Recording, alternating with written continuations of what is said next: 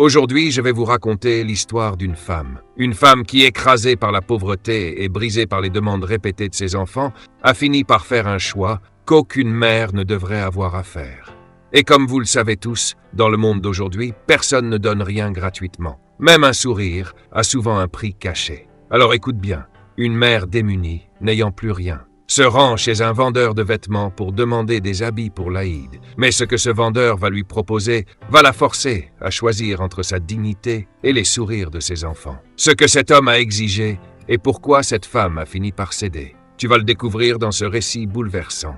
Mais souviens-toi de ce détail, ce n'est pas une histoire ordinaire. Cette femme s'appelait Nabintou et sa vie, autrefois, était pleine de rire, d'amour et de paix. Elle avait un mari, de merveilleux enfants et une maison remplie de bonheur. Il n'y avait ni souci de nourriture ni crainte du lendemain. Quand les enfants désiraient quelque chose, leur père, Bakari, les exauçait sans tarder. Et Nabintou, elle souriait tout le temps. Elle remerciait le ciel pour cette vie douce, pleine de grâce et de gratitude. Mais le destin ne demande jamais la permission avant de frapper. Un jour, tout s'effondra. Bakari mourut soudainement, et avec lui, toute la paix de cette maison disparut. Les rires s'éteignirent, les enfants cessèrent de jouer, et Nabintou n'eut plus que le silence pour lui tenir compagnie. Pendant près d'un an, elle réussit à survivre, grâce à l'argent que Bakari avait laissé.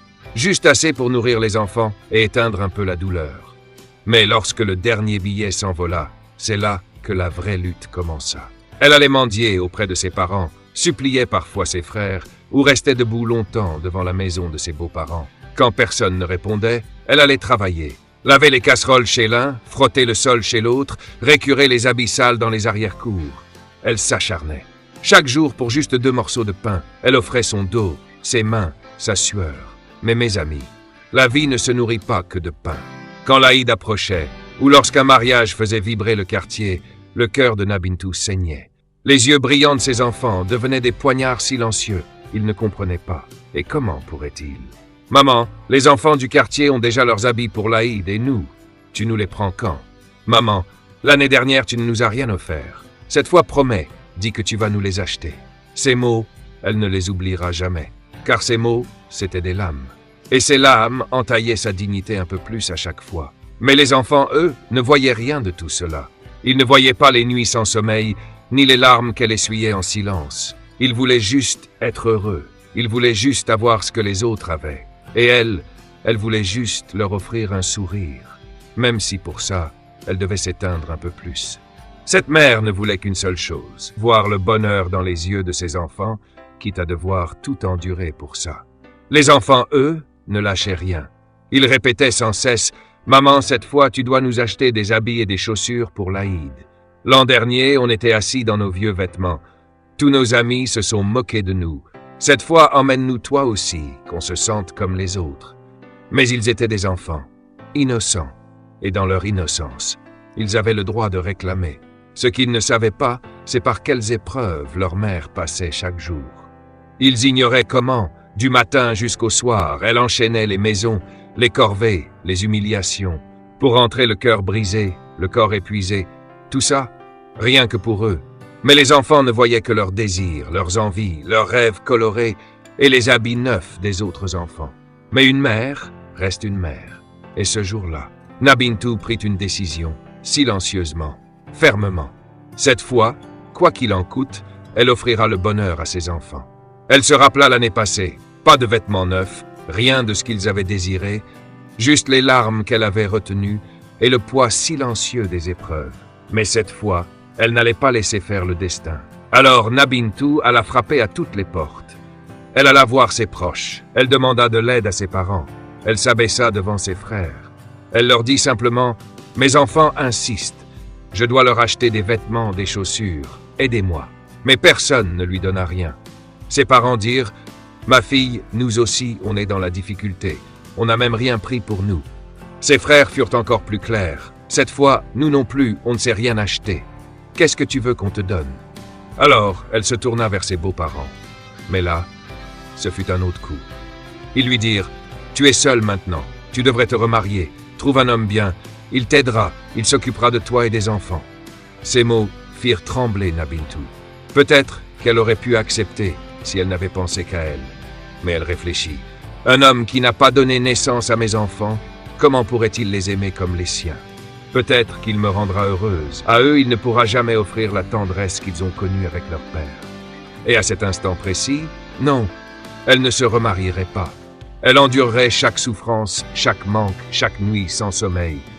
Mais jamais, jamais, elle ne laisserait ses enfants dépendre d'un beau-père. En sortant de chez eux, le soleil brûlait au-dessus de sa tête. Mais dans son cœur, c'était un autre feu qui brûlait.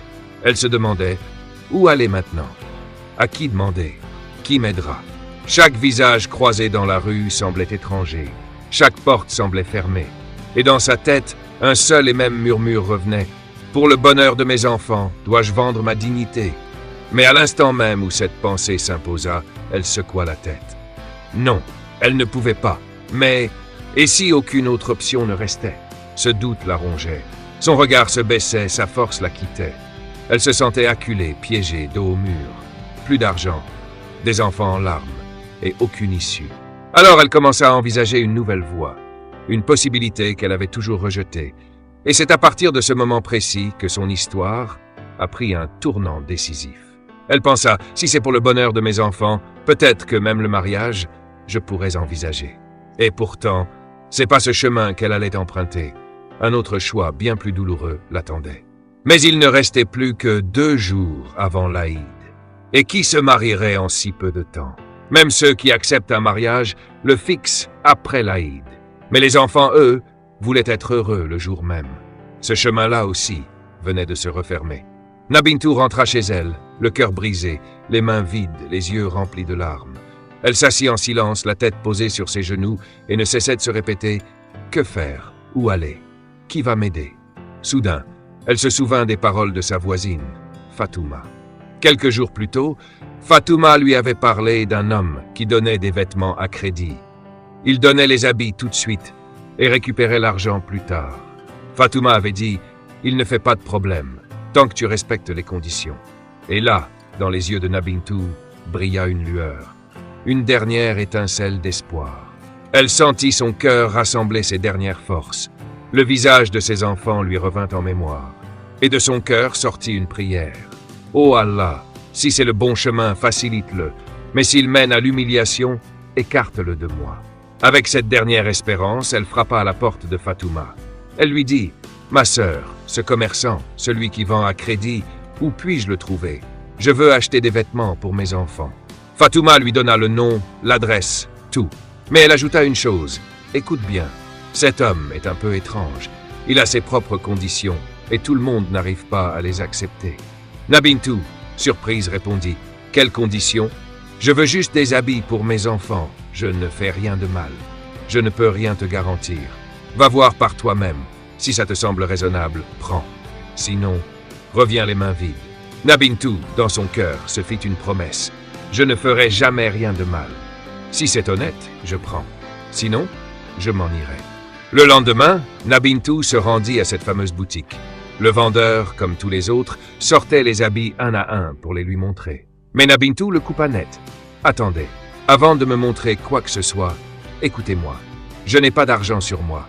J'ai entendu dire que vous vendez à crédit. » Le vendeur lui sourit. « Oui, ma sœur, on vend à crédit, mais les prix sont un peu plus élevés et on ne donne rien sans condition. Beaucoup de gens prennent les habits et ne reviennent jamais. » Nabintou répondit. « Alors dites-moi quelles sont vos conditions. S'il faut signer quelque chose, je le ferai. » Mais à cet instant, le ton du vendeur changea légèrement. Il se pencha vers elle et demanda « Est-ce que tu sais lire et écrire ?» Elle répondit calmement « Oui, un peu. » Alors il sortit un livre de sous sa table et dit « Toutes nos conditions sont écrites ici. Lis-les tranquillement. Si tu es d'accord, tu auras les vêtements. Mais si quelque chose te déplaît, tu partiras en silence, sans discuter. » Nabintou dit « Très bien, je vais lire. » Elle ouvrit le livre et commença à lire lentement. Mais dès la première condition, ses mains commencèrent à trembler. Il y était écrit « Toute femme qui veut des habits à crédit doit d'abord se tenir complètement nue devant nous, sans voile, sans vêtements. Rien. Debout face à nous. Nous filmerons une vidéo complète où son visage et son corps seront parfaitement visibles. Cette vidéo restera entre nos mains jusqu'à ce que toute la somme soit payée. Et si elle ne paye pas à temps, ou si elle refuse de payer en cours de route, Alors cette vidéo sera postée sur un site obscène. L'argent généré par cette vidéo sera comptabilisé comme remboursement de la dette. C'est notre première règle ici, et elle est non négociable. Ce que Nabintu lisait allait changer sa vie pour toujours. Elle était entrée dans cette boutique pour offrir le bonheur, et elle se retrouvait face à un chantage impensable. Toute femme qui veut des vêtements à crédit doit d'abord déposer son honneur en garantie. En lisant cette phrase, le cœur de Nabintu se figea. Ses mains tremblaient et le livre manqua de lui glisser des doigts. Puis elle lut la deuxième condition, et cette fois, le sol sembla se dérober sous ses pieds. Si vous refusez la première condition, alors vous devrez établir une relation intime avec nous. Chaque fois que nous appelons, chaque fois que nous vous convoquons, vous devrez venir immédiatement. Et ce ne sera pas une seule fois. Cela continuera jusqu'à ce que l'intégralité du crédit soit remboursée.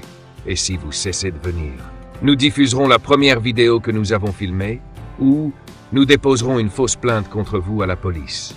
En lisant cela, le visage de Nabintu devint livide. Elle ne sentait plus son souffle. Sa poitrine semblait se refermer. Puis vint la troisième condition. Si vous refusez les deux premières, alors vous devez nous signer un acte officiel.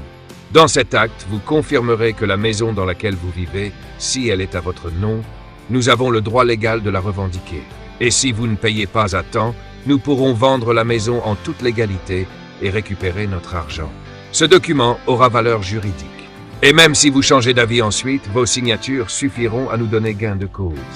Ces trois conditions n'étaient pas une exception. C'était la politique officielle du magasin. Chaque femme qui voulait des vêtements à crédit devait forcément passer par là. Nabintu, les yeux fatigués, lut jusqu'au bout. Ses mains tremblaient toujours. Mais dans son cœur, une chose était certaine. Je ne céderai ni à la première, ni à la deuxième condition. Je suis une femme honorable. Elle pensa, peut-être que je pourrais envisager la troisième si la maison m'appartenait. Mais aussitôt, un souvenir la frappa. Elle ne possédait rien. Elle vivait dans une maison en location et un logement en location. Ça ne peut pas être mis en garantie. En pensant à cela, elle referma le livre, le déposa calmement sur la table du commerçant, sans un mot, sans un cri, sans une insulte. Et qu'elle sortit, le cœur lourd, les yeux remplis de honte, les jambes tremblantes. Elle était entrée là avec de l'espoir, et elle ressortait avec de la peur, de l'humiliation et du désespoir. Mais à peine eut-elle franchi la porte qu'elle aperçut une autre boutique, juste en face. Devant, un autre vendeur l'observait depuis un moment. Il avait tout vu, tout compris. Cet homme savait exactement comment ce premier commerçant opérait, comment il piégeait les femmes démunies pour assouvir ses pulsions. Mais ce deuxième vendeur n'était pas comme lui. C'était un homme pieux, un homme d'Allah. Et dans son cœur, il se dit, cette femme ne cherche rien de mal, elle est juste brisée par la nécessité. Si je ne l'aide pas maintenant, peut-être qu'elle finira par s'effondrer. Alors il l'appela doucement. Ma sœur, si tu veux des vêtements, tu peux venir dans ma boutique. Nabintu, déjà sur le départ, répondit aussitôt, frère, je n'ai pas d'argent. J'étais venu pour acheter à crédit. L'homme sourit et dit, tu peux payer plus tard. Ce qui compte, c'est le sourire de tes enfants. En entendant ces mots, le cœur de Nabintu se mit à trembler. Instantanément, elle revit le visage du premier vendeur. Elle revit toutes les conditions, tous les pièges, toutes les humiliations. Alors elle dit en paniquant, « Frère, je ne peux pas accepter ces conditions. Je suis très démuni, mais je ne peux pas. » C'est tout ce que Nabintu réussit à murmurer. Le vendeur pieux, avec douceur, lui répondit, « Ma sœur, je n'ai aucune condition.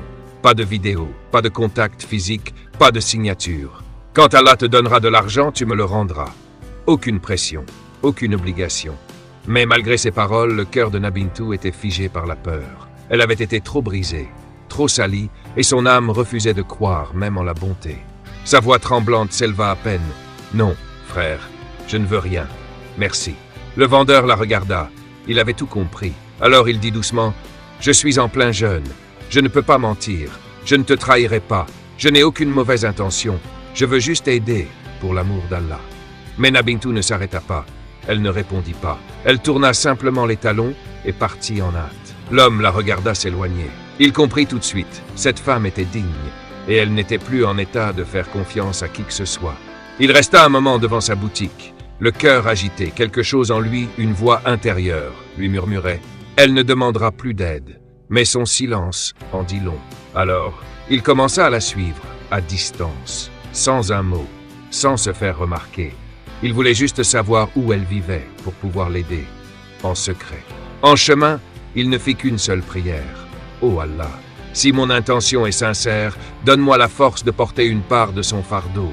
Accorde-moi la chance de l'aider, avec respect, avec dignité, sans parole, mais avec le cœur. » Il observa sa maison, puis il s'en retourna. Mais ce n'était pas fini. Le soir venu, le vendeur revint, sans dire un mot à personne, sans se faire voir. Il mit de l'argent dans une enveloppe, puis s'approcha discrètement de la maison de Nabintou. Il glissa l'enveloppe sous la porte et s'éloigna. Aucune signature, aucun nom, aucun indice. Il n'avait fait cela que pour la satisfaction d'Allah, un acte pur, silencieux, inconnu. Cette nuit-là, Nabintou s'installa en silence sur son tapis de prière. Son cœur était en désordre, ses yeux pleins de larmes, sa bouche sans mots, mais son âme criait. Alors elle s'inclina, et dans un murmure tremblant, elle commença à supplier. « Ô mon Allah, toi seul sais dans quelle situation je suis. Tu sais que je n'ai jamais demandé à personne, jamais pleuré devant un être humain. Je suis venu uniquement à ta porte, car toi, tu vois tout. Tu vois la pression de mes enfants, mon silence et mes mains vides. Je sais que tu es capable de tout, même d'allumer une lumière dans une nuit noire, même d'ouvrir des portes fermées, même d'offrir de l'espoir à ceux qui n'en ont plus. » Et elle pleura, et pria, et pleura encore, jusqu'à ce que l'épuisement l'endorme doucement, tête posée contre son tapis. Le matin, elle se leva. Elle sortit dans la cour, comme chaque matin, pour s'occuper des tâches quotidiennes. Mais dès qu'elle posa les yeux sur le sol, elle s'arrêta. Ses yeux s'écarquillèrent. Son cœur se mit à battre à toute vitesse. Juste là, devant elle, une enveloppe. Elle resta figée. Les secondes passaient, mais elle ne bougeait pas. Et elle ne cessait de penser. « Est-ce que je rêve? Est-ce que ceci est réel ?» Elle s'approcha lentement. Ses mains tremblaient. Et dans cette enveloppe, des liasses de billets. Elle avait prié en silence, et la réponse était arrivée sans bruit. En voyant l'enveloppe, Nabintou resta immobile quelques instants. Puis, d'un seul coup, ses lèvres laissèrent échapper un murmure. « Oh mon Dieu, tu m'as entendu, tu regardais vraiment. » Il y avait tellement d'argent que même si elle ne travaillait plus du tout et restait simplement chez elle, elle aurait pu faire vivre ses enfants pendant 5 ans, sans manquer de rien. Ses yeux se remplirent de larmes. Mais cette fois, ce n'était plus la tristesse. C'était la gratitude, pure, profonde, immense. Elle courut s'asseoir sur son tapis de prière. Et dès qu'elle tomba en prosternation, un seul mot sortit de son cœur. « Oh mon Dieu, tu m'as entendu, tu m'as aidé de l'invisible. Tu es le seul vrai, tu es le plus grand. » Elle se leva, alla acheter des vêtements et des chaussures pour ses enfants. Et le jour de l'Aïd, elle sortit avec eux. Les enfants étaient heureux, et elle était en paix. Mais ce qui la rendait le plus heureuse, ce n'était pas les habits ni la sortie. C'était ça. Elle n'avait eu à baisser la tête devant personne. Elle n'avait demandé à personne, sauf à Allah. Et Allah avait donné. Elle murmura à nouveau. « Oh Allah, toi seul connais l'état de chaque cœur. C'est toi qui fais jaillir la lumière dans l'obscurité. Toi qui transformes le chagrin en apaisement. Ne nous laisse jamais tendre la main à qui que ce soit. Accorde-nous un revenu licite, un revenu béni, qui soit une source de paix pour nos enfants et de tranquillité pour nos cœurs. Ô Seigneur, donne un bon emploi à ceux qui en manquent. Facilite la vie des parents qui n'arrivent plus à combler les besoins de leurs enfants. Accorde-leur patience dans le cœur et reconnaissance sur la langue. Ô Allah, même quand nos cœurs sont brisés, nos poches vides et que le monde nous rejette, toi, tiens-nous fermement. Et fais grandir dans nos cœurs la certitude que tes trésors ne se vident jamais, que ta porte ne se ferme jamais. Ô Maître des mondes, aide toutes ces femmes et tous ces hommes qui veulent vivre avec dignité, mais que la nécessité bouscule. Ouvre-leur des chemins invisibles et ne les pousse jamais à trahir leur conscience. Amin. Et Nabintou se rappela cette parole de notre bien-aimé prophète Muhammad. Celui qui craint Allah, Allah lui ouvrira toujours une issue et il lui accordera sa subsistance d'une manière qu'il n'aurait jamais imaginée. Et dans un autre hadith, il est dit, celui qui ne tend pas la main aux gens, Allah l'enrichira par sa propre grâce.